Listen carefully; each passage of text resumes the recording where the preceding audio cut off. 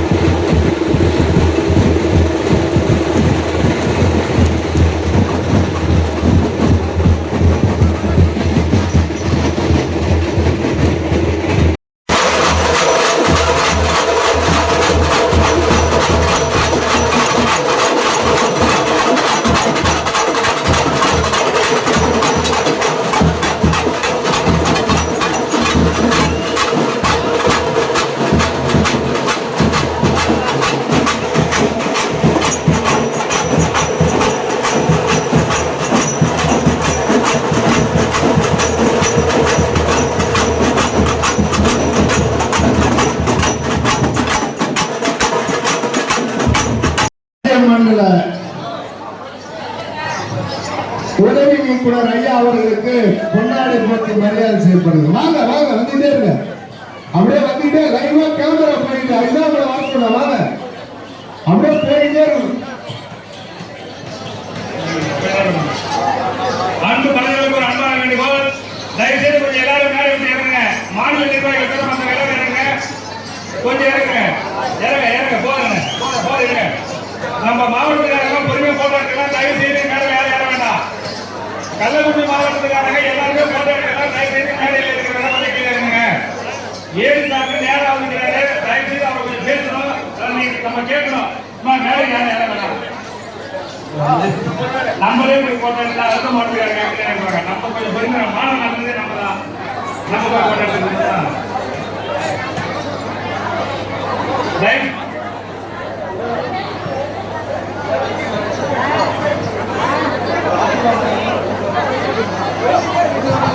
தயவு செய்து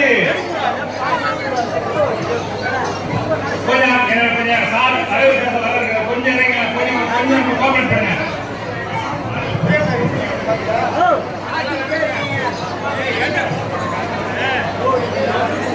அனைத்து கலைஞர்களுக்கும் ஒரு அன்பான வேண்டுகோள். நேரம் கடந்து விட்டபடியினால் தற்பொழுது சிறப்புரையாற்ற இருக்கின்றார்கள் சிறப்பு விருந்தினர்கள். எனவே அனைவரும் தங்களுடைய இருக்கைகளில் அமர்ந்துமாறு அன்போடு கேட்டிருக்கிறோம். அவர்களுடைய சிறப்புரைக்கு பின்பதாக கீழே தான் வருவாங்க, சீஃப் கெஸ்ட் எல்லாரும் கீழே வந்துருவாங்க. அப்புறமா நீங்க வெளியில கூட நின்று போட்டோ எடுத்துக்கலாம்.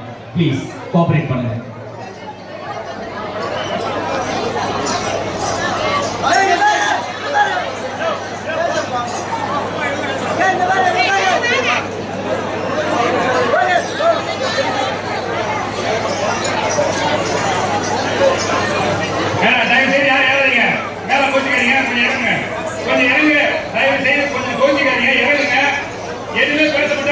சான்றோர் பெருமக்களை வணங்கி எனது அன்பு கலை பெருமக்களை பெருமையுடன் வணங்கி எனது 2 நிமிட உரையை ஆற்ற வந்துள்ளேன். நான் முதல் மேடையில வித்தாசல மேடையில சொன்னேன் இல்லையா, இனிமே தமிழ்ச்சங்க மேடைகள்ல நாட்டுப்புற கடைகளை கொண்டு வருவேன்னு ஏறக்குறைய நான் சொல்லி 1 மாசம் தான் ஆச்சு. அதுக்குள்ள 3 மேடைகள்ல நாட்டுப்புற கடைகளை கொண்டு வந்தாச்சு. போன வாரம் தென்காசியில பரதத்தை தவிர்த்து பவளக்கொடை கும்மி, அதாவது 6 விதமான பவளக்கொடை கும்மிய எங்க தமிழ்ச்சங்க மேடையில நான் கொண்டு வந்திருக்கேன். அந்த மக்களுக்கு அன்னைக்கு சிறப்பு செய்து விருது கொடுத்திருக்கேன். நேற்று மதுரையில தமிழ்ச்சங்க மேடையில சிலம்பம், கோலாட்டம் இது போன்ற நாட்டுப்புற கலைகளை எங்க மேடையில பண்ண வச்சு அவங்களுக்கும் விருது கொடுத்துட்டு வந்திருக்கேன். இது மாதிரி 1 மாசத்துக்குள்ள ஒரு 3 மேடையில நாட்டுப்புற கலைகளை மேடை ஏற்றிருக்கேன். நான் சொல்ல 1 மாசத்துக்குள்ள காப்பாத்திருக்கேன். நாட்டுப்புற கலைகளை பத்தி ஆய்வு மேற்கொள்ள மட்டுமே நான் இங்க வந்திருக்கேன். அதனால இந்த பசி நேரத்தில் உங்களை அதிகமா பேசி போர் அடிக்காம சொல்ல வந்ததை மட்டும் சொல்லிட்டு போயிருவேன். இந்த மறைக்கப்பட்ட ஒதுக்கப்பட்ட கலைகள் இருக்கும். நிறைய மறைக்கப்பட்ட ஒடுக்கப்பட்ட கலைகள் கூட இருக்கும். இதெல்லாம் தெரிஞ்ச பெரியவங்க ஏதாவது ஒரு வில்லேஜில் இருப்பாங்க. இதெல்லாம் நல்லா தெரிஞ்ச பெரியவங்க ஏதாவது ஒரு வில்லேஜில் இருப்பாங்க. அப்படி யாராவது உங்களுக்கு தெரிஞ்சவங்க இருந்தா தயவு செஞ்சு எனக்கு அடையாளம் காட்டுங்க. நான் அவங்கள பார்க்கணும். அவங்க வர வேணாம், நான் அவங்கள போய் பார்த்து உங்க கலைகளை பத்தி தெரிஞ்சுக்க தயாரா இருக்கேன். உங்களை பத்தி ஒரு முழுமையான ஆய்வு மேற்கொள்றதுக்காக இந்த மேடையில் வந்து உட்கார்ந்துருக்கேன். உங்களுடைய இன்ப துன்பங்கள் அனைத்தையும் நான் இந்த 3-4 மாநாட்டிலேயே தெரிஞ்சுக்கிட்டேன். ஒரு மகா சமுத்திரத்தை கூட கால்ல ஒரு துளி ஈரம் படாம கடக்க முடியும். ஆனா வாழ்க்கை எனும் சிறு நதியை கண்ணீர் துளி இல்லாமல் ஒரு கொம்பனாலும் கடக்க முடியாது. அப்படிப்பட்ட இந்த வாழ்க்கையில நம்ம இவ்வளோ கஷ்டப்படுறோம். யாரும் கவலைப்பட வேணாம். உங்களை பற்றின ஆய்வை மேற்கொண்டு ஒரு நூலை நான் ரெடி பண்ணி உங்கள் மாநில தலைவர் நம்ம ஐயா இயக்குனர் ஐயா இவங்க மூலமாக தமிழ்நாடு அரசுக்கு கொடுக்குற முயற்சியில் ஈடுபட்டிருக்கேன். இதுக்காகத்தான் மறைக்கப்பட்ட ஒதுக்கப்பட்ட எங்கேயாவது ஓரங்கட்டப்பட்ட கலைகள் கூட இருக்கும். இதெல்லாம் தெரிஞ்ச பெரியவங்க ஏதாவது ஒரு கிராமங்களில் இருப்பாங்க. அப்படிப்பட்டவங்க யாருன்னு எனக்கு சொல்லுங்கள், நான் போய் அவங்கள பார்க்குறேன்னு சொல்லி இந்த நேரத்தில் இந்த அருமையானது ஒரு வாய்ப்பை தந்த கள்ளக்குறிச்சி மாவட்ட தலைவர் மாரியாப்பிள்ளை அவர்களுக்கு நன்றி தெரிவித்து, கலை சொந்தங்கள் அனைவர்களுக்கும் நன்றி தெரிவித்து விடைபெறுகிறேன். நன்றி, வணக்கம். நமது இயக்குனர் இணை இயக்குனர் பேச போறாங்க. அதுக்கு அடுத்தபடியா மாநில நிர்வாகிகள்லாம் எல்லாரும் பசியால இருக்காங்க. ரொம்ப தூரம் நடந்து வந்திருக்கிறீங்க, அதுவே ரொம்ப சிரமம். அதனால இன்னும் ஒரு 20 நிமிஷத்துல நம்ம நிகழ்ச்சியை நிறைவு பண்ணிட்டு அடுத்து சாப்பிட்டு அவங்கவுங்க வேலையோட வீட்டுக்கு போகலாம். அது வரைக்கும் இந்த உங்களுக்கு அன்பான வேண்டுகோள், கொஞ்சம் பேசாத இருக்கணும். எதுக்காக வந்தோம், என்ன சொல்றாங்கன்னு, ஏதோ வந்தோம் ஆடணும் பாடணும் வேஷம் போட்டோம் போயிட்டோன்ற மாதிரி இருக்கக்கூடாது. அரசாங்கத்துடைய திட்டங்களை பற்றி நீங்கள் தெரிந்து கொள்ள வேண்டும். ஆகவே ஒரு 20 நிமிஷம் அமைதியா இருக்கலாமா?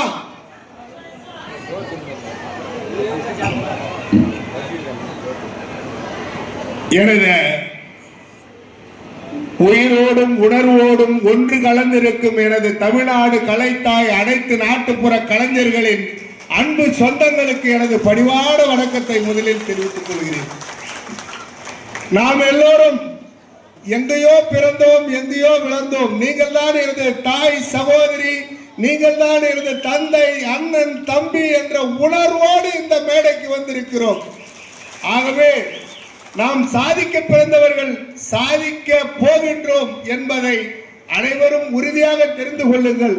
இந்த நல்லதொரு சிறப்பான விழாவிற்கு தலைமை பொறுப்பேற்று முன்னிலை வகித்துக் கொண்டிருக்கும் எனது அருமை தம்பி மாநில துணைத் தலைவர் மாரியாப்பிள்ளை அவர்களே, அருமை சகோதரர் அரவிந்த், நமது மாவட்ட காவல்துறை கண்காணிப்பாளர் அவர்கள் இந்த விழாவிலே கலந்து கொள்ள முடியவில்லை என்பதை வருத்தத்தோடு தெரிவித்தார்கள். அவர்களுக்கு நாம் நன்றி சொல்லிக் கொள்கிறோம்.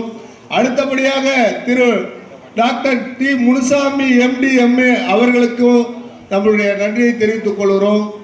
ஆர் அமுதன், துரை மணிமேகலை, இந்த விழாவுக்கு ஏற்பாடு செய்த விழுப்புரம் மாவட்டத்தில் இருந்து வந்தவர்களுக்கும், இந்த விழாவை சிறப்பாக 1 மாத காலமாக அரும்பாடுபட்டு விழாவை இந்த அளவுக்கு சிறப்பாக நடத்திய கள்ளக்குறிச்சி மாவட்ட கலைஞர்களுக்கும், மாவட்ட நிர்வாகிகளுக்கும், மகளிர் அணி சகோதரிகளுக்கும் மீண்டும் எனது நன்றியும் வணக்கத்தையும் தெரிவித்துக் கொள்கிறேன்.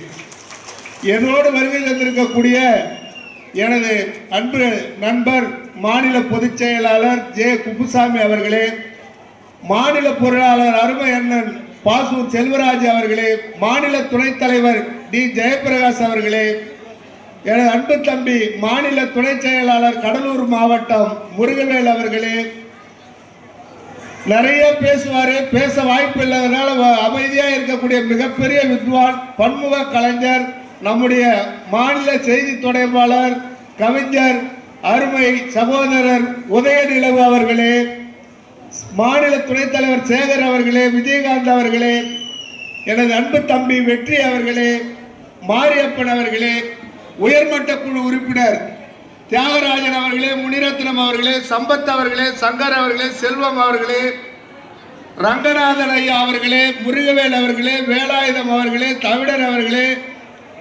மாயவன் அவர்களே, ஆதிமூலம் அவர்களே, வரதராஜன் அவர்களே, தங்க பழனிசாமி அவர்களே, மகளிர் அணி சகோதரி எல் குமாரி, கௌரவ தலைவர் கள்ளக்குறிச்சி மாவட்டம் அவர்களே, சங்கீதா அவர்களே, பானு அவர்களே, சந்திரன் அவர்களே, தங்கம் அவர்களே மற்றும் நிறைய பேர் உள்ள காரணத்தினால் கள்ளக்குறிச்சி மாவட்டம், திண்டுக்கல் மாவட்டம், சின்னசேலம் வட்டம் மற்றும் பல்வேறு மாவட்டங்களில் வந்து அருகே மிகப்பெரிய திரளாக வரலாறு காணாத அரசியல் கட்சியே அப்படியே அயர்ந்து போகின்ற அளவிலே ஊர்வலத்தை திரளாக வருகின்ற அந்த அன்பு சகோதரிகளுக்கும் சகோதரிகளுக்கும் எனது மீண்டும் வணக்கத்தை தெரிவித்துக் கொள்கிறோம். நாம் நம்முடைய பொருளாதாரம், நம்முடைய வளர்ச்சி, நாம் எல்லாம் வறுமை கோட்டு கீழே வாழ்ந்து கொண்டிருக்கக்கூடிய கலைஞர்கள் நாம் அரசு வாழ்வாதாரத்தை பற்றி பேசுகிறதோ, தேர்தல் அறிக்கையில் 6 மாதத்திலே நாட்டுப்புற கலைஞர்களுக்கு 5 கோரிக்கைகளை வைத்திருக்கிறோம், அதை நிறைவேற்றுகிறார்கள், அவங்களுக்கு டைம் கொடுத்துக்கிறோம், சொல்லிட்டு ஓட்ட வாங்கிட்டு வீட்டுக்கு போறது கிடையாது. 6 மாசத்திற்குள் எங்களுடைய கோரிக்கையை நிறைவேற்ற வேண்டும். அவர்களுக்குத்தான் எங்கள் கலைத்தாய் தமிழ்நாடு சங்கம் வாக்களிப்போம், அவர்களை வெற்றி பெற செய்வோம், எங்களுக்கு உறுதுணையாக இருக்க வேண்டும் என்பதை அவர்களிடத்திலே கோரிக்கையாக வைத்திருக்கிறோம். எந்த கட்சியும் சந்திக்க மாட்டோம். எங்களுடைய கோரிக்கை, எந்த கட்சி தேர்தல் அறிக்கையில் எங்களை பற்றி எங்களுடைய உரிமைகளை பெற்றுத்தர வாய்ப்பளிக்கிறதோ அவங்களுக்கு நாங்கள் வாக்களிப்போம். எந்த கட்சியோடு நாங்கள் சேர மாட்டோம், அவரோடு இருக்க மாட்டோம் என்ற வாக்குறுதியை கொடுத்திருக்கிறேன். ஆகவே இந்த மாவட்டம் கள்ளக்குறிச்சி மாவட்டம் நாம் 1 மணி நேரத்திலே பயணம் செய்யக்கூடிய தூரத்தில் இருக்கிறது. அதற்கும் நாம் தலைமைச் செயலகத்துக்கு மனு கொடுத்திருக்கிறோம். அதையும் நமது உதவி இயக்குனர் அவர்கள் இவர் நமக்கு இந்த ஒரு நல்ல விஷயத்தை செய்து தர வேண்டும் என்று உங்கள் சார்பாக இதை கோரிக்கையாக நம்ம ஐயா அவர்களுக்கு முன்வைக்கின்றேன். அடுத்தபடியாக நம்முடைய அம்மையார் சுகந்தனா அவர்கள் மிகப்பெரிய ஒரு ஆராய்ச்சியாளர். நேற்று கூட மதுரையிலே ஒரு அமெரிக்கன் பல்கலைக்கழகத்திலே பேசி இரவு 1 மணிக்கு தான் வந்தாங்க. இந்த நாட்டுப்புற கலைஞர் மீது மிகவும் ஒரு பக்தி, இவர்கள் மீது உள்ள ஒரு பாசம், நம்முடைய கலைகளை ஆராய்ச்சி செய்து அந்த கலையின் மூலமாக தமிழக அரசுக்கு எடுத்துரைப்பேன் என்று தொடர்ந்து நமக்கு அந்த வாய்ப்பை அவர் நம்முடைய கோரிக்கைகளை, நமக்கு என்னெல்லாம் கஷ்டம் இருக்கு, நம்ம என்ன செய்யணும், இது போல ஆராய்ச்சி செய்து அதன் மூலமாக அரசுக்கு தெரிவிக்க வேண்டும் என்று வருகை தந்தார்கள். அவர்களுக்கும் நன்றி தெரிவித்து நாம நிறைய மாநாட்டில் பேசிக்கிட்டே இருக்கிறோம். தொடர்ந்து வாரம் ஒரு மாநாடு நடக்குது. அதனால் உங்கள் பசி, நிறைய பேர் சுகர் இருக்கிறாங்க, நிறைய பேர் இன்னும் மலையில இருந்தெல்லாம் கூட வந்திருக்கிறாங்க, நிறைய கஷ்டத்தில் இருக்கிறாங்க. அதனால் அடுத்து நாம் தொடர்ந்து நம்முடைய தமிழ்நாடு கலைத்தாய் குடும்ப ஊடகத்திலே அனைவரும் பேசிக் கொண்டிருக்கிறோம். அடுத்தபடியாக நாம் எல்லாம் ஆவலாக எதிர்பார்த்து கொண்டிருக்கக்கூடிய நம்முடைய அன்பிற்கும் பாசத்திற்கும் உருத்தமானவர் ஐயா நமது உதவி இயக்குனர் திரு ராஜாராமன் ஐயா அவர்கள் பேசுமாறு அன்போடு அழைத்து இடம் சாருகிறேன். நன்றி, வணக்கம்.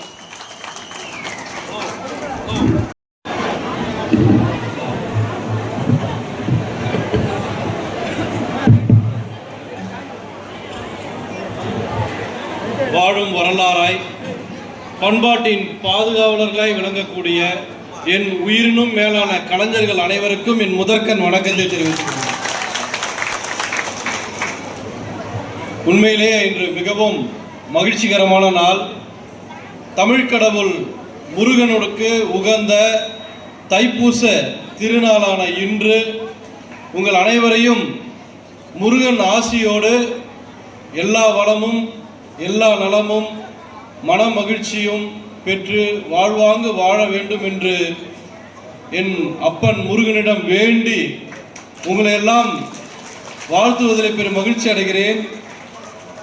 இன்று நடைபெற்று கொண்டிருக்கின்ற கள்ளக்குறிச்சி மாவட்டத்தின் தமிழ்நாடு கலைத்தாய் அனைத்து நாட்டுப்புற கலைஞர்கள் நலசங்கத்தின் மாபெரும் கலை திருவிழா மற்றும் மாநில மாநாட்டில் கலந்து கொள்வதில் பெரும் மகிழ்ச்சி அடைகிறேன்.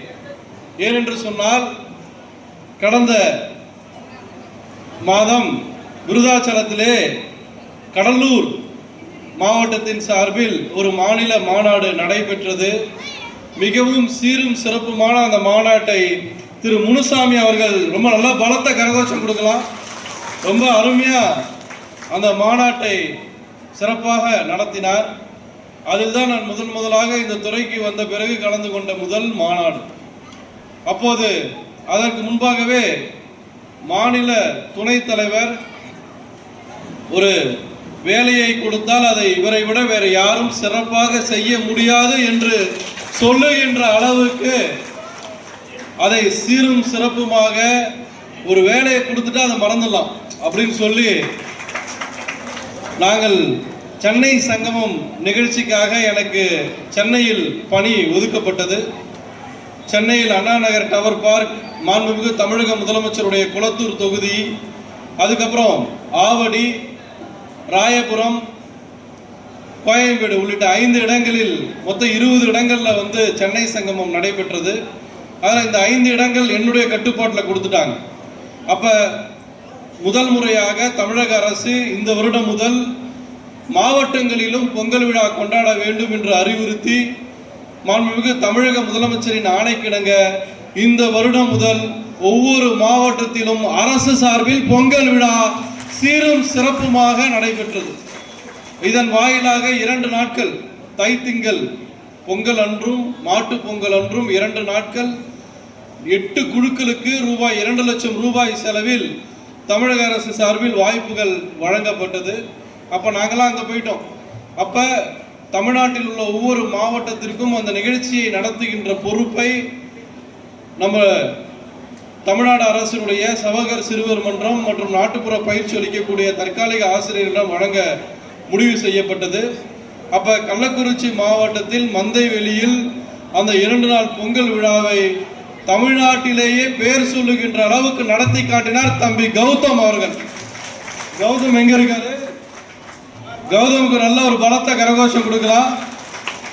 அந்த கௌதம் இவ்வளவு சிறப்பாக செயல்படுறதுக்கு பக்கபலமாக இருந்து செயல்பட்டவர் துணைத் தலைவர் மாரியா பிள்ளை அவர்கள்.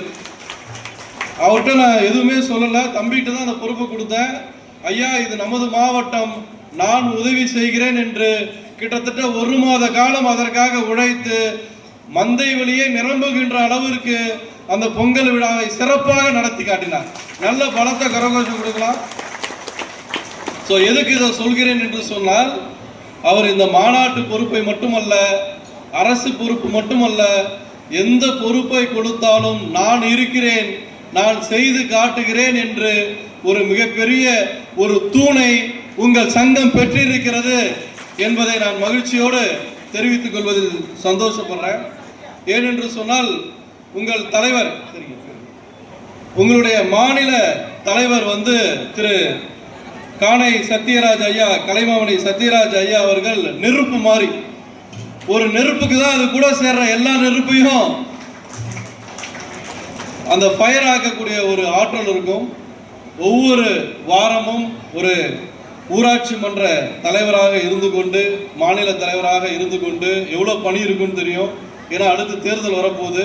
இன்னைக்கு கூட சொன்னார், 20 லட்சத்தில் எங்கள் ஊரில் ரோடு போட்டுட்டு இருக்காங்கய்யா, ஆனால் அதை கண்காணிக்க முடியவில்லை, நான் இங்கே வந்து விட்டேன், என் உயிரினும் மேலான என் உறவுகளுக்காகன்னு சொன்னார். அது மட்டுமல்ல, ஒவ்வொரு வாரமும் பார்த்தீங்கன்னா அந்த மாநாடு, கடலூர் மாநாடு, கரூர், ராணி, அதாவது ஒவ்வொரு வாரமும் பார்த்து கேட்பேன், உங்களுக்கு மட்டும் ஒவ்வொரு வருடமும் வயது கூடவில்லை, குறைந்து கொண்டிருக்கிறது அப்படின்னு சொல்லி அவ்வளோ வேகமா செயல்பட்டு கொண்டிருக்கிறார்.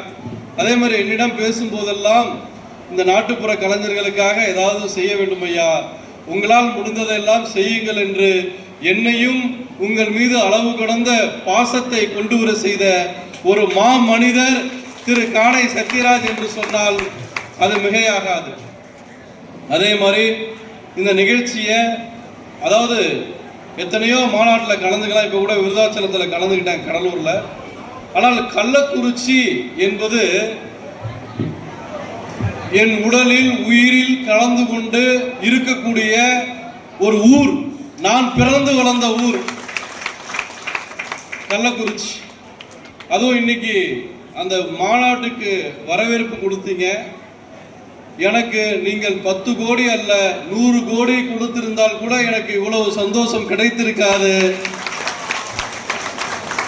நான் எந்த ஊரில், எந்த தெருவில் செருப்புகள் இல்லாமல், நான் யார் என்று தெரியாமல், நான் என்னவாக போகிறேன் என்று தெரியாமல் நடந்த தெருக்களில் எல்லாம் இன்று மாலை மரியாதையோடு முண்டாசு கட்டி என்னை கள்ளக்குறிச்சிக்கு ஒரு ராஜா போல, என் பேருக்கு ஏற்றார் போல என்னை அழைத்து வந்த போது உண்மையிலேயே வந்து என் நினைவுகளுக்குள்ள போயிட்டேன். சிறு வயதுல அந்த கங்கை அம்மன் கோயிலில் முதல்ல எங்களுக்கு அந்த பரிவட்டம் கட்டி கூட்டு வந்த அந்த கங்கை அம்மன் கோயிலில் நான் சாமி கொண்டிருக்கும் பொழுதுதான் எனக்கு அரசு பணி கிடைத்தது என்பதை மகிழ்ச்சியோடு தெரிவிச்சுக்கிறேன். ஏன்னா அந்த கோயிலுக்கு எனக்கு அவ்வளோ நெருங்கிய தொடர்பு இருக்கு. ஏன்னா அந்த கோயிலுக்கு பின்னாடி தான் எங்கள் வீடு, விளாந்தாங்கல் ரோடுன்னு சொல்லுவாங்க, ஒரு பாய்ஸ் ஹாஸ்டல் இருக்கும், அதுக்கு பின்னாடி தான் எங்கள் வீடு.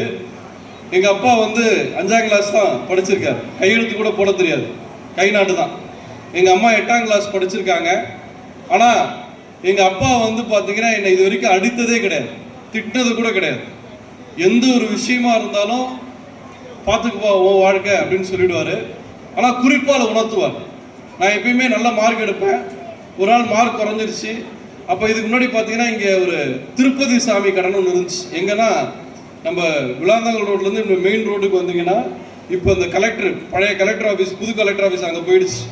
இப்போ இருந்த கலெக்டர் ஆஃபீஸ்க்கு பக்கத்தில் கொஞ்சம் தூரத்தில் திருப்பதி சாமி கடன் இருந்துச்சு. எங்கள் அப்பா என்ன பண்ணுவார்னா எண்ணெய் வியாபாரம், செக்கு ஓட்டிகிட்டு இருந்தார். செக்கு போட்டு கடைகளில் கொடுத்துட்டு சாயந்தரம் வசூலுக்கு போகணும். அப்போ நான் மார்க் கம்மியாகிடுச்சுன்னு எங்கள் அப்பா வந்து என்ன பண்ணாரு, நான் போய் வசூலுக்கு போக சொன்னார். நான் அந்த கடைக்கு வசூலுக்கு போனேன். ஆனால் என்ன வசூல் வாங்கிட்டு சொன்னார் அப்பா அப்படின்னு. அப்போ போனேன்ப்பா நில்லுப்பா அப்படின்னாரு. யார் கடன் நம்ம கொடுத்துருக்கோம், கடன் அவர் வாங்கியிருக்காரு, என்ன வாங்கியிருக்காரு, இருந்தாலும் நில்லு அப்படின்ட்டு நான் உடனே போய் நின்றுக்கிட்டேன். அப்போ நான் 8ஆம் கிளாஸ் படிக்கிறேன். ஒரு 10 நிமிஷம் கழிச்சு ஐயா அப்பா வந்து பணம் வாங்கிட்டு சொன்னார். ஏய் கழுத, ஒரு வாட்டி சொன்னால் எனக்கு புரியாது அப்படின்ட்டு. அந்த டைம் என் கூட படிக்கிற பிரியா கருவேப்பிலை கொத்தமல்லி தலை வாங்க வந்துச்சு. அது முன்னாடி நமக்கு ரொம்ப இன்சல்ட்டாக போச்சு. கண்ணில் தாரையாகி கண்ணீர், இப்படி பண்ணிட்டாரேன்னு சொல்லிட்டு அப்படியே ஓரமாக போய் நின்றுட்டேன். அப்புறம் திரும்ப ஒரு 1/2 மணி நேரம் கழிச்சு கிட்டத்தட்ட 1 மணி நேரம் நான் ஓரமாக நிற்கிறேன். அப்புறம் கூட்டு ஒரு 50 ரூபா வரவு வச்சுக்கிட்டு பணம் கொடுத்தாரு. நேராக வீட்டுக்கு போனேன் அழுதுகிட்டே. எங்கள் அப்பாட்ட போய் அந்த பணத்தை கொடுத்துட்டு, அப்பா நான் படிக்கலைன்னா தயவு செய்து 4 அடி கூட வைங்க, இந்தாங்க, இல்லைன்னா சூடு கூட வைங்க, தயவு செய்து அந்த திருப்பதி சாமி கடைக்கு மட்டும் என்னை வசூலுக்கு அனுப்பாதீங்கன்னு சொன்னேன். ஆனால் நம்ப மாட்டீங்க, அதுக்கப்புறம் இன்னைக்கு நான் +2ல் ஸ்கூல் ஃபர்ஸ்ட்டு, மாவட்ட அளவில் முதலிடம், டீச்சர் ட்ரைனிங்கில் மாநில அளவில் முதலிடம். எப்பெல்லாம் தூக்கம் வருதோ அப்போல்லாம் எனக்கு அந்த திருப்பதி சாமி கடை தான் ஞாபகம் வரும். அப்போ எங்கள் அப்பா சொல்லுவார், மகனே என்ன மாதிரி நீ அழுக்கு வேட்டி அழுக்கு கைலி, ஏன்னா உங்களுக்கே தெரியும் என்ன செக்கு ஆட்டுறவங்க, செக்கு ஆட்டினா எப்படி இருக்கும், ட்ரெஸ் எல்லாம் ஒரே அழுக்கா சிக்கு வாடை அடிக்கும். என்ன மாதிரி அழுக்கு வேட்டி அழுக்கு கையிலே நீ இருக்கணும்னா படிக்காத. இந்த மாதிரி ஒவ்வொரு கடையிலையும் போய் பணத்தை கொடுத்துட்டு வாங்கணும்னா படிக்காத. இல்லை நல்லா சூப்பராக ட்ரெஸ்ஸு பண்ணிக்கிட்டு அழகாக ஜீப்பில் போய் இறங்கி ஒரு ஏசி கார்லேயோ ஏசி ரூம்லேயோ பெல் அடித்தா வந்து என்னங்கய்யா வேணும்னு கேட்குற அளவுக்கு வேணும்னா படினாரு. அன்னைக்கு படிக்க ஆரம்பித்தேன். டெப்டி கலெக்டர் கேடரில் குரூப் 1 ஆஃபீஸர் ஆகிற வரைக்கும் நான் என் படிப்பை நிறுத்தவில்லை. எங்கள் அப்பா அந்த மாதிரி குறிப்பால் உணர்த்தினார். அதே ஆப்போசிட் எங்கள் அம்மா, காளியாத்தா மாரியாத்தா இதையெல்லாம் நான் பார்க்க தேவையில்லை, எங்கள் அம்மாவை பார்த்தாவே போதும். ஏன்னா எங்கள் அப்பா அடிக்காத, இது வரைக்கும் அடித்ததும் இல்லை திட்டினதும் இல்லை, எங்கள் அம்மா அடிக்காத நாளே இல்லை. எப்பயும் ஒரு 10 ரேங்க்குள்ள வந்துடுவேன். ஒரு வாட்டி 15ஆம் ரேங்க் போயிட்டேன். எப்பயும் 5 ரேங்க் அதிகபட்சம். நான் இப்போ 5ஆம் கிளாஸ் படிச்சுட்டு இருந்தேன். அப்போ ரேங்க் கார்டு வந்து எங்கள் அப்பாட்ட போய் கையெழுத்துவேன். அப்போ தான் வந்து கை நாட்டு தானே, எங்கள் அப்பா எதுவும் தெரியாது, அவர்கிட்ட போல கை நாட்டை வச்சுட்டு ஓடி போயிடுவேன். என்னுடைய பேட் லக் எங்கள் அப்பா ஊருக்கு போயிட்டார். அப்போ போய் எங்கள் அம்மாட்ட தான் கையெழுத்து வாங்க வேண்டியது கட்டாயம் ஆயிடுச்சு. நாங்களாம் 90s கிட்ஸ், இப்போ இருக்க பிள்ளைகளாக இருந்தால் நம்மளே கையெழுத்து போட்டுருவோம். அப்போலாம் என்னென்னா கையெழுத்து போட்டால் சாமி கண்ணை குத்திரும் அப்படின்ற இந்த ஜென்ரேஷன். உடனே என்ன பண்ணேன், எங்கள் அம்மாட்ட போய் கையெழுத்து வாங்க போனேன். எங்கள் அம்மா டீ ஆற்றிட்டு இருந்தாங்க. எத்தனாம் ரேங்க்குன்னு கேட்டாங்க. 14ஆம் ரேங்க்குன்னு. இதுக்கு முன்னாடி எத்தனாம் ரேங்க்குன்னாங்க. 4ஆம் ரேங்க்குன்னு. எடுத்து டீயை மூஞ்சிலே ஊற்றுனாங்க. குனிஞ்சுக்கிட்டோம். டீ செவுத்தில் அடிச்சுது. அது மட்டும் இல்லை, அடுத்த நாள் காலையில் 6 மணிலேருந்து சாயந்தரம் 6 மணி வரைக்கும் முட்டி போட வச்சாங்க. அப்போ எங்கள் வீட்டு பக்கத்து வீட்டு கிளவிலாம் வந்து சொல்லுது, நீ பிள்ளை எப்படி படுத்துற, நீ தாயா இல்லை பேயா அப்படின்னு அந்த பாட்டி வந்து கேட்குது. அதுக்கு எங்கள் அம்மா சொல்கிறாங்க, கிளவி ஓடி போயிரு, 10 மாதம் அந்த பிள்ளைய வாய்க்கில் வச்சு அதை கஷ்டப்பட்டு பெற்றது நான், நீ இல்லை, அந்த பிள்ளைய எப்படி வளர்க்கணும்னு எனக்கு தெரியும் அப்படின்னு சொன்னாங்க. முட்டியெல்லாம் அப்படியே பேர்ந்து போச்சு. அப்போ என் தங்கச்சிட்ட சொல்கிறேன், என் தங்கச்சி தான் அதுக்கு வாட்ச்மேன், நான் ஒழுங்காக முட்டி போட்டிருக்கேனா இல்லையா. உடனே அவள்கிட்ட சொல்கிறேன், நீ வேணா பாரு, நான் படித்து பெரிய ஆஃபீஸர் ஆகி வீடு கட்டுவேன், அதில் 2 ரூம் கட்டுவேன், அதில் ஒரு ரூமில் 2 ஏசி போட்டு பெரிய பெட்டு போட்டு நம்ம அப்பாவை படுக்க வைப்பேன். ஏன்னா அவர் அடித்ததும் இல்லை திட்டினதும் இல்லை. இன்னொரு ரூமு கட்டுவேன், பிஞ்சு போன பாயை எடுத்துகிட்டு வந்து போடுவேன், தலைக்காணை கூட கிடையாது, ஊரில் இருக்க எல்லா கொசுவையும் பிடிச்சிட்டு வந்து அதில் போடுவேன், நம்ம அம்மாவை படுக்க வைப்பேன் அப்படின்னு சொன்னேன். ஆனால் நம்ப மாட்டீங்க, நான் படித்து 2012 குரூப் 1 ஆஃபீஸர் ஆகி டெப்டி கலெக்டர் கேடரில் முதலில் வேலைக்கு போய் ஒரு கார் வாங்கி அதில் ரவுண்டு போனது என்னை இதுவரைக்கும் அடிக்காத என் அப்பாவையோ என் மனைவியையோ அல்ல, என் அம்மாவைத்தான் முதலில் அந்த காரில் ஏற்றி கூட்டிட்டு போனேன். எதுக்கு இதை சொல்றேன் அப்படின்னா, இன்னைக்கு ஒரு ஆய்வு பண்ணாங்க. என்ன ஆய்வு பண்ணாங்கன்னா, முதல் குழந்தைக்கும் 2ஆம் குழந்தைக்கும் எந்த குழந்தை வாழ்க்கையில ஜெயிச்சிருக்குன்னு ஒரு ஆய்வு பண்ணாங்க. இப்போ நானும் முதல் குழந்தை எங்கள் வீட்டில், 2வது குழந்தை என் தங்கச்சி. இதே மாதிரி ஒவ்வொரு வீட்லையும் ஆய்வு பண்ணப்ப முகேஷ் அம்பானி குடும்பத்தை எடுத்துக்கிட்டாங்க. அம்பானி குடும்பம் ரிலையன்ஸ் வச்சிருக்காங்க இல்லையா, அந்த அம்பானி குடும்பத்தை படத்தை எடுத்து ஆய்வு பண்ணாங்க அவங்க குடும்பத்தை. அதில் 2 பேர் அண்ணன் தம்பி. முகேஷ் அம்பானி உலக பணக்காரர் பட்டியலில் இருக்காரு, ஒரு புள்ள, தலைச்ச புள்ளன்னு வாங்க. 2வது புள்ள அனில் அம்பானி, அவர் இன்னைக்கு உலகத்திலே அதிகமான கடை வச்சிருக்க கடைக்காரனா இருக்காரு. அதுக்கு என்ன ஆய்வு சொல்லுச்சுன்னா, அம்பானி முகேஷ் அம்பானி தலைச்சம் புள்ளன்னு. அப்படின்னா என்ன அர்த்தம்? குழந்தைகளை செல்லம் ரொம்ப கொடுத்தோம்னா அது வீணாதான் போகும். அதுவும் இன்னைக்கு உலகத்திலே இன்னைக்கு எல்லாம் எமனை கூடவே வச்சிருக்கோம். என்ன எமன்? செல்போன். எமன் கூட பரவாயில்ல, ஒரு வாட்டி உயிர் எடுத்துருவான், இது ஒவ்வொரு நாளும் உயிர் எடுக்குது. புரியுதா இல்லையா? நமக்கு தேவையில்லாத செய்திகள் தான் இதுல இருக்கும். நமக்கு எது எதெல்லாம் தேவையில்லையோ அது எல்லாம் இதுல இருக்கும். ஸோ அப்போ இது நமக்கு தேவையில்லை. ஆனால் இன்னைக்கு என்ன பண்றோம்? இன்னைக்கு உளவியல் ஆலோசகர்கள் 5 வயசுக்கு உட்பட்ட நிறைய குழந்தைகள்ல 80% குழந்தைகள் மனநோய் பாதிக்கப்படுது. நல்லா புரிஞ்சுக்கங்க. அந்த மனநோய் பாதிப்பதற்கு மிக முக்கிய காரணம் என்னன்னா, 3 மாதத்திலிருந்து 6 மாதத்திலிருந்து யாரெல்லாம் செல்போனை குழந்தைகள்கிட்ட காட்டி வளர்க்குறாங்களோ அந்த குழந்தைகள் மனநிலை பாதிக்கப்படுகிறார்கள். செல்போன் இல்லைன்னா அவங்களுக்கு கையெல்லாம் நடுங்க ஆரம்பிச்சிடும். அப்புறம் என்ன அர்த்தம்? செல்போனை குழந்தைகள் கையில் கொடுக்க கூடாது. எமன் இருந்தா எமன், இப்படி ஞாபகம் வச்சுக்கங்க. செல்போன்னா எமன் கிட்ட பிள்ளை அனுப்புவோமா? அப்ப செல்போன் கிட்ட குழந்தைகளை அனுப்பக்கூடாது. அது சாப்பிடலாம்னு பரவாயில்ல, நீ சாப்பிடாம செத்தா செத்து போய். எங்க அம்மா சொல்லுவாங்க, நான் ஏதாவது ஒரு வேணும்னா அடப்பிடிப்பேன், உண்ணாவிரதம் இருப்பேன். எங்க அப்பா புள்ள பதறுவார், புள்ள சாப்பிடல. எங்க அம்மா சொல்லுவாங்க, பசிச்சா நாய் தின்ன போகுது, சாப்பிடலாம் செத்தா போகுது அப்படின்னு எங்க அம்மா. அது உண்மை. 12 மணி வரைக்கும் தாங்கும், 1 மணி ஆகும், பசிக்க ஆரம்பிச்சிடும். எது இருந்தாலும் குடும்பம் பசிக்கிறது. ஆனா நம்ம என்ன பண்ணிடுறோம்? அந்த செல்லத்தின் காரணமா, ஐயோ புள்ள பசிக்கையோட இருக்குது, அதுக்கு என்ன வேணுமோ கொடுத்துருவோம் அப்படின்னு சொல்லி அங்குதான் அந்த குழந்தையுடைய வாழ்க்கை வீணடிக்கப்படுகிறது. குழந்தைகளை என்னதான் நம்ம பிள்ளையா இருந்தாலும் அவர்களுக்கு வாழ்க்கை ஒன்று தனியா இருந்தால் அவர்களை தனியாக தலைவராக உருவாக்குவதற்கு நாம் எல்லாம் பழக்க வேண்டும். இன்னைக்கு நாமெல்லாம் இன்னைக்கு நிறைய கோரிக்கைகள்லாம் ஐயா சொன்னார். கொஞ்சம் ஒரு 3-4 மாதங்களுக்கு முன்பு கள்ளக்குறிச்சியில இசைப்பள்ளியை கொண்டு வர வேண்டும் என்று உங்களுடைய மாநில துணைத் தலைவர் மாரியாப்பிள்ளை தலைமையில மிகப்பெரிய ஒரு எழுச்சி ஊர்வலம், தமிழ்நாடே திரும்பி பார்க்கின்ற அளவிற்கு ஒரு ஊர்வலத்தை மாரியாப்பிள்ளை நடத்தினார். அப்ப அந்த கோரிக்கை மனு என்னிடம் வந்தது.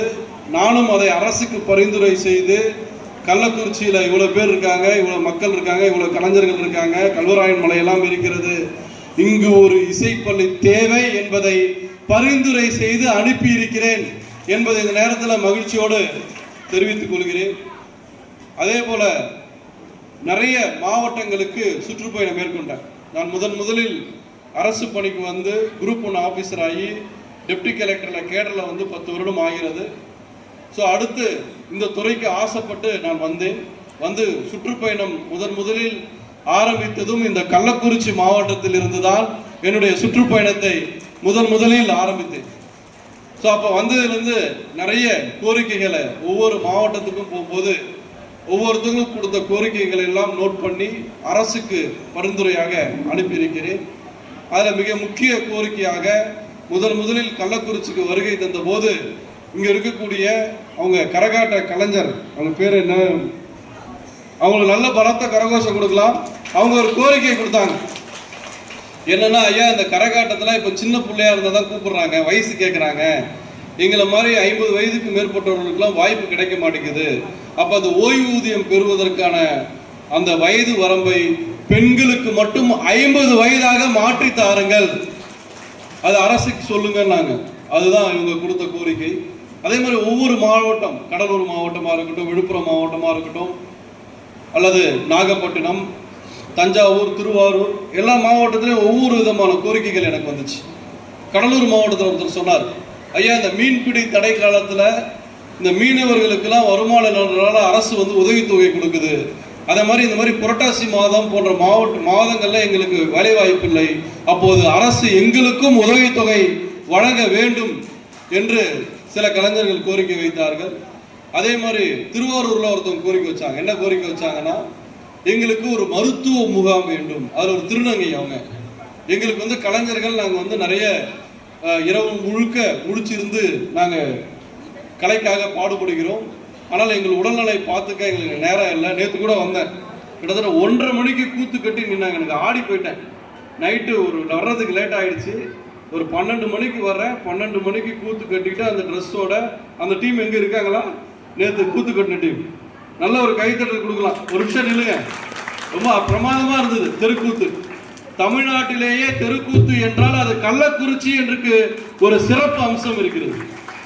ஆனால் சின்ன வயசுல அந்த மந்தவெளியில் இருக்கக்கூடிய மாரியம்மன் கோயிலில் திருவிழா என்றால் விடிய விடிய தெருக்கூத்து நடக்கும். அதையெல்லாம் நான் பார்த்திருக்கிறேன். ஸோ நைட்டு பார்த்தீங்கன்னா பார்க்கும்போது நைட் 12 மணிலேருந்து 1:30 மணி வரைக்கும் அந்த கூத்தை அவ்வளோ அனுபவிச்சு ரசித்து 12:30 மணிக்கு நடத்துகிறார்கள் என்று சொன்னால் கலை மீது அவர்களுக்குள்ள காதல் எனக்கு தெரிஞ்சது. அவர்கள் உயிரை விட உடலை விட அந்த கலையை அவர்கள் எவ்வளவு ரசிக்கிறார்கள், நேசிக்கிறார்கள் அப்படின்றது எனக்கு தெரிஞ்சது. அதுக்கப்புறம் நான் உடனடியாக அந்த கோரிக்கையை ஒவ்வொரு கோரிக்கையாக நான் நோட் பண்ணி, ஏன்னா சில கோரிக்கைகள் உடனடியாக செயல்படுத்தலாம், சில கோரிக்கைகளுக்கு சில நாட்கள் ஆகும். ஃபார் எக்ஸாம்பிள், ஐயா மாநில தலைவர் சொன்ன மாதிரி பேருந்துகளில் 50% கட்டண சலுகையை இப்போது அரசு வழங்கி கொண்டிருக்கிறது. ஏற்கனவே இயக்குனர் அவர்களுடையும் என்னுடைய சார்பாக நாங்கள் எங்கள்கிட்ட கேட்டாங்க, கலைஞர்களுடைய கோரிக்கை என்னன்னு சொல்லும்போது இந்த கோரிக்கையை முதலாவது கோரிக்கையாக நான் சொன்னேன். என்ன கோரிக்கை என்றால், கலைஞர்களுக்கு 100% இலவச பஸ் பாஸ் வழங்கப்பட வேண்டும். இந்த மாதிரி சில கோரிக்கைகள். அதே மாதிரி முக்கியமான கோரிக்கை ஒன்றையும் சொன்னேன். என்னன்னா, இந்த ஓய்வூதியம் விண்ணப்பம் பெறும் பொழுது கலைஞர்கள் எல்லாம் பாவம் ரொம்ப அவங்களே 60 வயசுக்கு அப்புறம் ஆடி ஓடி களைச்சு போய் ஓய்வு எடுக்கக்கூடிய சமயத்தில் அந்த ஓய்வூதியத்திற்காக விஓ, ஆர்ஐ, தாலுகா ஆஃபீஸ்னு அலைஞ்சு அப்புறம்தான் எங்களுக்கு வருது. இதுக்காக அவர்கள் பல முறை அலைய வேண்டியிருக்கிறது. அதை நேரடியாக உதவி இயக்குனரே பரிந்துரை செய்து அவர்களுக்கு ஓய்வூதியம் வழங்குவதற்கு வழி செய்ய வேண்டும் அப்படின்றதையும் நான் கோரிக்கை வச்சேன். அதுவும் விரைவில் வரும்னு எதிர்பார்க்கிறேன். ஏன்னா இப்போ நிறைய பேர் கிட்டத்தட்ட ஒவ்வொரு மாதமும் எங்களுக்கு 30-40 பரிந்துரைகள் வருது. அதில் என்னென்னா, கலைஞர்களுக்கு இந்த இது தெரியல. ஆண்டு வருமானம் 72,000க்கு உள்ளே இருந்தால் தான் உங்களுக்கு ஓய்வூதியம் கிடைக்கும். அப்போ நீங்கள் விஓஓட்டையும் ஆர்ஐட்டையும் சர்டிஃபிகேட் வாங்கும்போது அதை கரெக்டாக பார்க்கணும். நிறைய பேர் அதை பார்க்காம வாங்கிடுறீங்க. எங்களுக்கு கடைசியாக ஏடி ஆஃபீஸ்க்கு பரிந்துரைக்கு வரும் பொழுது அதில் பார்த்தா ஓய்வூதியம் 84,000, 1.5 லட்சம், 1,30,000 இருக்கும்போது நீங்கள் இவ்வளவு தூரம் கால் கடக்க செருப்பு தேய நீங்கள் அலைந்து வாங்கிய அந்த சான்றிதழ் பயனற்று போகிறது. எனக்கு ரத்த கண்ணீர் வருது. அதை தான் நான் இப்போ ஒவ்வொரு முறையும் சொல்கிறேன். தயவு செய்து அந்த சர்டிஃபிகேட் வாங்கும் பொழுது ஆண்டு வருமானம் 72,000க்குள்ளே இருக்கா, அப்படி இருந்தால் மட்டும்தான் உங்களுக்கு ஓய்வூதியம் எலிஜிபிள். அப்போ ஒவ்வொரு முறை அதை கரெக்டாக பார்த்து வாங்கி அனுப்பணும். அடுத்து இந்த மாதிரி கோரிக்கைகள் சொல்லும்போது இந்த மெடிக்கல் கேம்ப் சொன்னாங்க. நான் உடனடியாக தஞ்சாவூருக்கு சென்று அங்கே இருக்கக்கூடிய அவர் லேடி ஹாஸ்பிட்டல்னு சொல்லி ஒரு மிகப்பெரிய மருத்துவமனை, அந்த மருத்துவமனைகிட்ட பேசி அரவிந்த் ஐ மருத்துவமனை அவங்கள்ட்டையும் பேசி, பல் மருத்துவமனை அதையும் பேசி, ஒரு கலைஞருக்கு உச்சம் தலை முதல் உள்ளம் பாதம் வரை முழுவதும் இலவசமாக மதிய உணவோடு சேர்த்து ஒரு முழு இலவச மருத்துவ கேம்ப் பிப்ரவரி 22ஆம் தேதி ஞாயிற்றுக்கிழமை தஞ்சாவூர்ல ஏற்பாடு பண்ணியிருக்கோம். நம்ம ரீஜியன்ல இருக்கக்கூடிய எந்த கலைஞர்கள் வேணாலும் வந்து பயன்பெற்றுக் கொள்ளலாம். உங்களுக்கு பஸ் செலவு மட்டும்தான், அதுலேயும் 50% தான் கொடுத்து வர போறீங்க. ஆனால் வந்தீர்கள் என்று சொன்னால் இந்த டெஸ்ட் நான் ஏற்பாடு பண்ணியிருக்க டெஸ்ட் தனியார் மருத்துவமனையில் கிட்டத்தட்ட 15,000 ரூபாய் மதிப்புள்ள அந்த டெஸ்டை முழுவதும் இலவசமாக கலை பண்பாட்டுத்துறையின் சார்பில் நாங்கள் ஏற்பாடு செய்திருக்கிறோம். தமிழக அரசின் கலை பண்பாட்டுத்துறை சார்பில் ஏற்பாடு செஞ்சிருக்கோம். ஸோ இதையெல்லாம் நீங்கள் பயன்படுத்திக் கொள்ள வேண்டும். இது முதல் முறையா நான் வந்து கலைஞர்கள் என்பவர்கள் என் குடும்பத்தில் ஒரு உறுப்பினர்கள், என் அம்மாவை போல, என் அப்பாவை போல, என் உடன் பிறந்த தங்கையை போல. அதனால தான் நான் மற்றவர்கள் நீங்கள் சொல்லுகின்ற ஒவ்வொரு கோரிக்கைகளையும், என்னிடம் கொடுக்கின்ற ஒவ்வொரு பேப்பரையும் நான் பத்திரமாக எடுத்து சென்று, நான் வீட்டு பத்திரம், நான் ஒரு இடத்தை வாங்கினால் அந்த பத்திரத்தை எப்படி பத்திரமாக வைப்பேனோ அது போல உங்களுடைய ஒவ்வொரு கோரிக்கைகளையும் என்னுடைய டேபிளில் பத்திரமாக வைத்திருக்கிறேன். அதே மாதிரி அதற்குரிய நடவடிக்கைகளையும் துரிதமாக செயல்பட்டு கொண்டிருக்கிறோம். அப்படிதான் இந்த மெடிக்கல் கேம்பை முதல் முறையாக அரேஞ்ச் பண்ணியிருக்கேன். இன்னும் எங்கேயுமே சொல்லலை, தஞ்சாவூர்லையும் சொல்லலை, திருவாரூர்லையும் சொல்லலை, மயிலாடுதுறையிலையும் சொல்லலை, நாகப்பட்டினத்துலையும் சொல்லலை, கடலூர்லையும் சொல்லலை, விழுப்புரத்துலையும் சொல்லலை. நான் பிறந்த கள்ளக்குறிச்சியில் சொல்ல வேண்டும்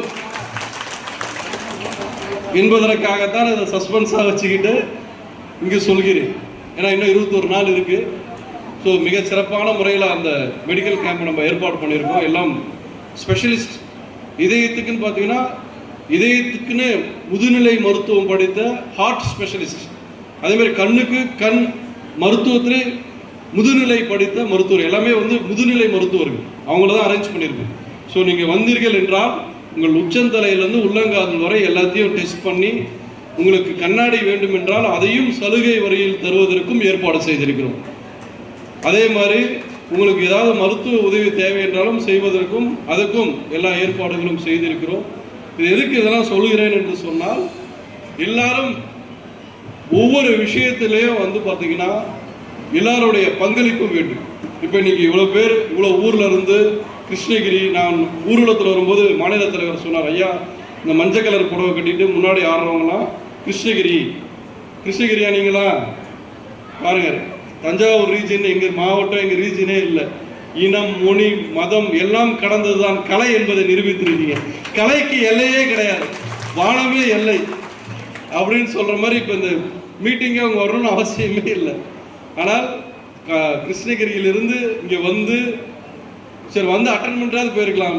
ஆனால் கிட்டத்தட்ட 2 மணி நேரம் கால் கடக்க 2 கிலோமீட்டர் ஆடி பாடி வந்திருக்கிறார்கள் என்றால் உண்மையிலேயே ஒரு நிமிஷம் எந்திரிக்குமா, ஒரு பலத்த கைத்தட்டல் கொடுக்கலாம். அருமை அருமை அருமை. தருமபுரி யார் தருமபுரியில் வந்திருக்கீங்க? நாங்கள் தருமபுரி, வெரி குட். வெளி மாவட்டங்கள் வந்தது யாரு? இந்த 7 மாவட்டங்கள், தஞ்சாவூர், திருவாரூர், மயிலாடுதுறை, நாகப்பட்டினம், கடலூர், விழுப்புரம், கள்ளக்குறிச்சிலாம் செல்லாது, அதெல்லாம் என் மாவட்டம். இதெல்லாம் இந்த மாவட்டத்துக்கு இவங்களாம் என் குடும்ப உறுப்பினர்கள். என் குடும்பத்து அம்மா அப்பா என் தங்கச்சியை நான் வரவேற்க மாட்டேன். இவங்கெல்லாம் என் குடும்பம். இது இல்லாத வேற மாவட்டம் யாரும் வந்திருக்கீங்க? திண்டுக்கல் யாரும் வந்திருக்கீங்க? Very good. நீங்க என்ன மாவட்டம்? திண்டுக்கல். நீங்க Dharmapuri, Karur. Very good. Blue colour என்ன போடுவோம்? என்ன நீங்க? துருவமா? கரூர். அவங்க தருமபுரி. லாஸ்ட் பச்சை, அதுவும் தருமபுரியா? Very good. எல்லாத்தையும் ஒரு கைத்தட்டல் கொடுக்கலாம். ஏன்னா நம்ம ஊருக்காரங்க நம்ம ஊர். ஓ அப்படியா? ஆரஞ்சு என்ன ஊருமா? இந்த கொடையை கொஞ்சம் நவுத்துப்பா, தெரிய மாட்டேங்குது, முகம் தெரிய மாட்டேங்குது. எங்க ஒரு ஆரஞ்சு என்ன ஊரு? கள்ளக்குறிச்சியா? அதான் கள்ளக்குறிச்சியா செல்லாதன்ட்டானே. மற்றதாவது அங்காளி பங்காளி, நீங்க மற்ற ஊராவது அங்காளி பங்காளி, கள்ளக்குறிச்சி ஏன் நான் பிறந்த ஊரு? அதெல்லாம் செல்லாது படத்துல, இந்த நாட்டாம படத்துல சொல்ற மாதிரி நீ யாரு பெரியப்பா செல்லாம் அந்த மாதிரி ரொம்ப மகிழ்ச்சியாக இருக்கிறது. எதுக்கு இதை சொல்லுகிறேன் என்று சொன்னால், இவ்வளவு தூரம் 2 கிலோமீட்டர் வந்து ஆடி பாடி இவ்வளவு வந்து செய்து, தருமபுரியில தான் நிறைய பேர் வந்திருக்காங்க.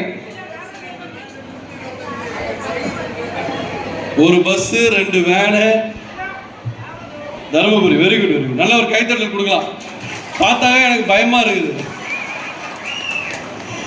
ஸோ இது கள்ளக்குறிச்சி மாநாடா தருமபுரி மாநாடான்னு தெரியாத அளவிற்கு எனக்கு ரொம்ப சந்தோஷமா இருக்கு. ஏன்னா கலைஞர்கள் என் மீது காட்டுகின்ற அன்புக்கும் பாசத்துக்கும் வீதி விருது விழாக்கு நான் சென்னைக்கு போயிருந்தப்ப அங்கே நிறைய பேர் வந்து எனக்கு கை கொடுத்தார்கள்.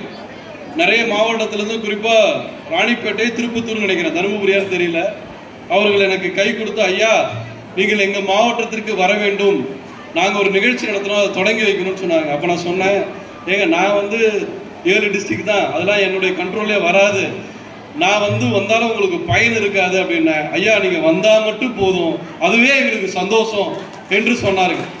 ஸோ இந்த அன்புக்கெல்லாம் நான் என்ன விலை கொடுப்பது என்று எனக்கு தெரியவில்லை. அதே மாதிரி நடந்து வரும்போது அவ்வளோ தூரம் நாங்களாவது உட்காந்துட்டு வந்தோம். ஐயாவது கொஞ்சம் வயசானவர், அப்படி உங்கள் முன்னாடி சொன்னால் கோச்சிக்குங்க, மாநில தலைவராவது கொஞ்சம் என்னோட ஒப்பிடும்போது என்னோட 2 வயசு கூட நினைக்கிறேன். என்னங்க அவ்வளோதானே, எனக்கு ஒரு 18 வயசு, உங்களுக்கு ஒரு 20 வயசு இருக்குமா? 21 வயசு தான் அவதான். அவராவது உட்காந்துட்டு வந்திருக்கலாம், நானும் அவர் கூட உட்காந்துட்டே வந்தேன். ஆனால் நீங்கள் எல்லாம் பாவம், நிறைய பேர் செருப்பை கூட போடாமல் எங்களுக்காக அவ்வளவு தூரம் நடந்து வந்த உங்களுக்கெல்லாம் உங்கள் பாதம் பணிந்து என்னுடைய நன்றார்ந்த நன்றிகளையும் வாழ்த்துக்களையும் தெரிவித்துக் கொள்வதில் பெரும் மகிழ்ச்சி அடைகிறேன்.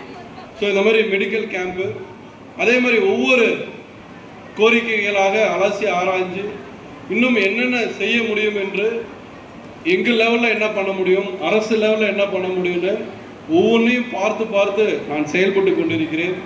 ஸோ இந்த வேலையில் ரொம்ப இவ்வளோ தூரம் இந்த மாநாடை ஒரு சிறப்பாக, அதுவும் நான் மாரியாப்பிள்ளையிட்ட ஏற்கனவே ஃபஸ்ட்டு நாங்கள் அந்த மாவட்ட சுற்றுப்பயணம் நடக்கும்போது எவ்வளோ பேர் வருவாங்கன்னு கேட்டேன். 200 பேர் வருவாங்கன்னாரு. ஒரு சின்ன மண்டபம் பெருமாள் கோயில் பக்கத்தில் எடுத்தார். நான் வரவேற்பை பார்த்தேன், அதில் 2000 பேர் இருந்தாங்க. மண்டபத்துக்குள்ள நுழைஞ்சோடனே மண்டபத்து மேனேஜர்லாம் ஓடியே போயிட்டான் கூட்டத்தை பார்த்து. நான் அப்பவே சொன்னேன், மாரியாப்பிள்ளை உங்கள் தலைமை பண்புக்கும் உங்கள் ஆளுமை பண்புக்கும் நீங்கள் மாநாடு நடத்துவதாக என்று சொன்னாலே 10,000 பேர் வருவாங்க. அதனால நீங்க தயவு செய்து இந்த மண்டபம்லாம் பிடிக்காதீங்க, ஒரு பெரிய ஓப்பன் ஏரியா பிடிச்சி ஓப்பனா சேர் போட்டு நடத்துங்கன்னு சொல்லுவேன். ஸோ அந்த அளவுக்கு தலைமை பண்பு மிக்கவர். அதே மாதிரி இதனால் இவன் முடிக்கும் என்றாய்ந்து அதனை அவன் கண் விடல் அப்படின்னு சொல்லுவாங்க. ஸோ உங்கள் மாநில தலைவர் அவர்களை பார்த்தேன்.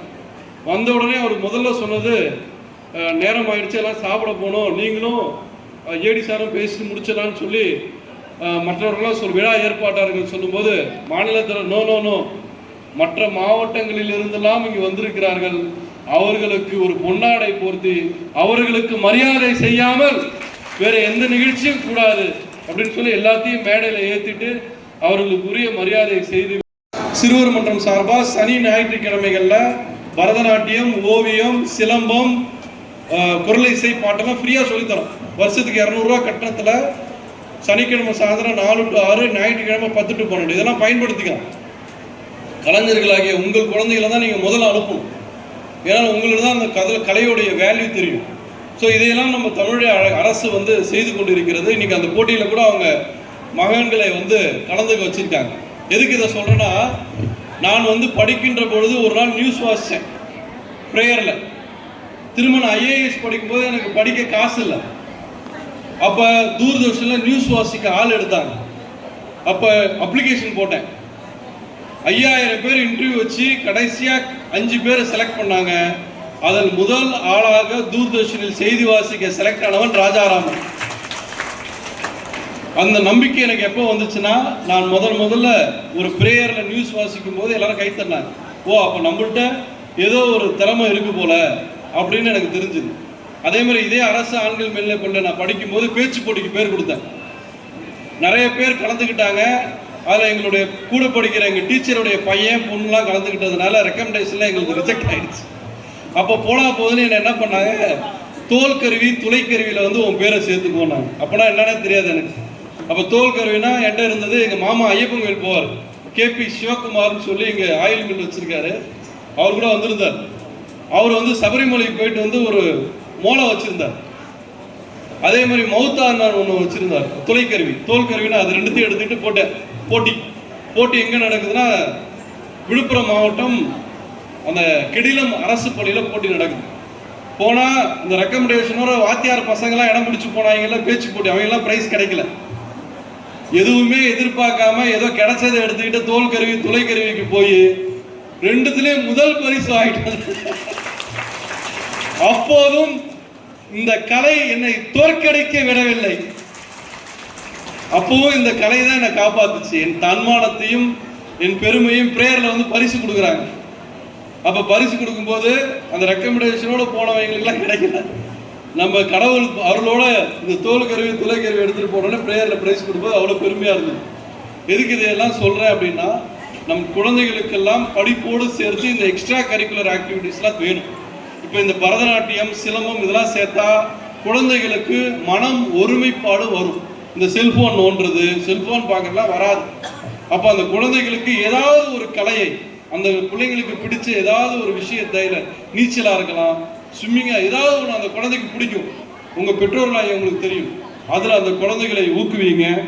அதே மாதிரி இந்த நிகழ்ச்சிக்காக பாடுபட்ட உழைத்த இந்த மாவட்ட நிர்வாகிகள், கள்ளக்குறிச்சி மாவட்ட நிர்வாகிகளான திரு வரதராஜ், சுப்பிரமணியன், சிவபிரகாசம், அருணாச்சலம், ராசேந்திரன், ஆண்டி, கௌதம், இளங்கோவன், மணிமாறன், சூர்யா, சந்திரசேகரன், குபேந்திரன், கண்ணதாசன் உள்ளிட்ட எல்லாத்தையும் ஒரு பலத்த கரகோஷம் கொடுக்கலாம்.